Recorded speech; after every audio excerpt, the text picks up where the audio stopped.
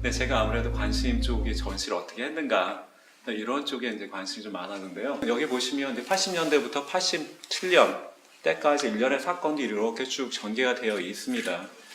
근데 이런 사건의 전개뿐만이 아니고 이제 또 하나 필요했던 게, 제가 여기 온다고 하니까 어떤 분이 글을 주셨어요. 근데 글 중에 하나가 이 공간에서 논의돼야 될 부분들, 이 사건의 전반적인 진행 과정뿐만이 아니라 어떻게 이러한 것들이 치유가 이루어졌는지, 치유를 하고 있는지, 이러한 부분들도 아마 이러한 공간에서 굉장히 큰 주제이겠다. 근데 여기에서는 그러한 부분들이 아직은 이제 처리가 되지 않고요.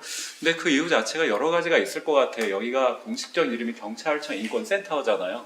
그 이전에는 무슨 해양연구소 대공무실이었고, 지금 인권센터였고, 그리고 인권센터였고, 앞으로는 인권기념관으로. 그래서 아마도 만약에 이 공간이 경찰청 인권센터가 아니라 인권기념관으로 바뀌었을 때는 전시가 제 생각은 굉장히 많이 바뀔 거라고 생각이 들어요.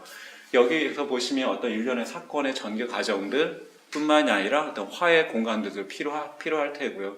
여러 가지. 그리고 옆에 공간 같은 경우에는 경찰청 홍보 자료관 성격이 굉장히 크거든요. 우리가 과거에는 무엇을 잘못했는데 잘못이라는 부분은 거의 별로 언급이 없습니다.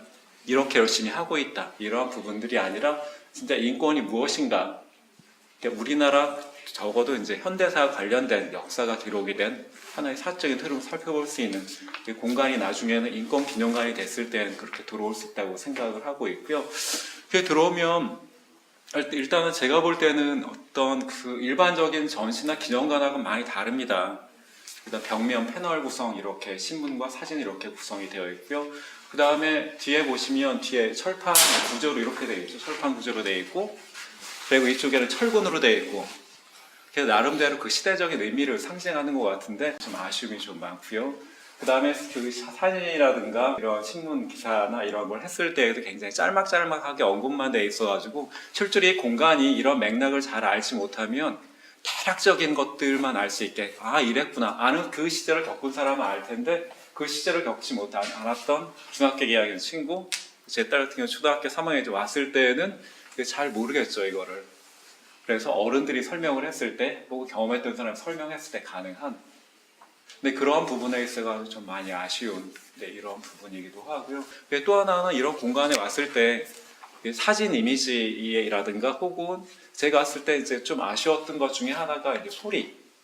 전 소리도 역사라고 생각을 하거든요. 우리나라 옛날에 유명한 그 라디오 프로에버 우리의 소리를 찾아서 하는 것처럼, 만약에 80년 공간에 있어가지고 앞으로 이제 뭐 바뀐다라고 하면 여기 들어올 것 중에 하나가 바로 80년대의 소리들, 바로 여기에는 함성 소리들, 사진과 소리, 그다음에 저기도 마찬가지고요.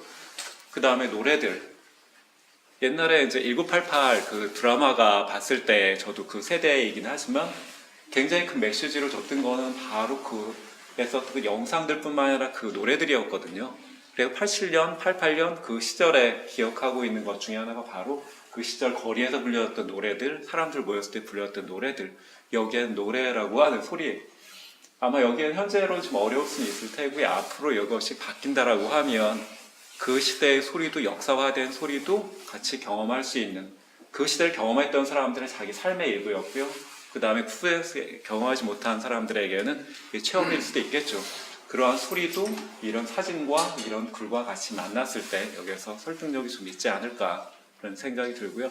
앞으로는, 근데 지금 이런 식으로 이제 공간이 구성이 되어 있지만 앞으로 공간이 바뀌고 한다면 이런 내부의 공간뿐만이 아니라 저 앞에 뜰 굉장히 넓잖아요. 테니스장인가도 있고 굉장히 넓은 뜰도 어떤 굉장히 잘 의미 있는 공간으로 활용이 될 수 있는 것들이 생각이 되고요. 그 다음에 전시물 중에 오히려 제가 굉장히 놀란 것들은 살인자료뿐만이 아니라 여기에는 이 자료들입니다. 여기 이부영 선생이 썼던 1987 영화에 나왔던 그 메모 쓰라고 해가지고 선생님 하루밖에 시간 못 드립니다 해가지고 나왔던 바로 그 장면의 메모인 것 같은데요. 그러한 메모들, 옆에 보면 그 박종철 열사가 감옥에 잡혀갔을 때 부모님께 보내는 글, 이제 열심히 살겠습니다, 자필로 된 글이 있거든요.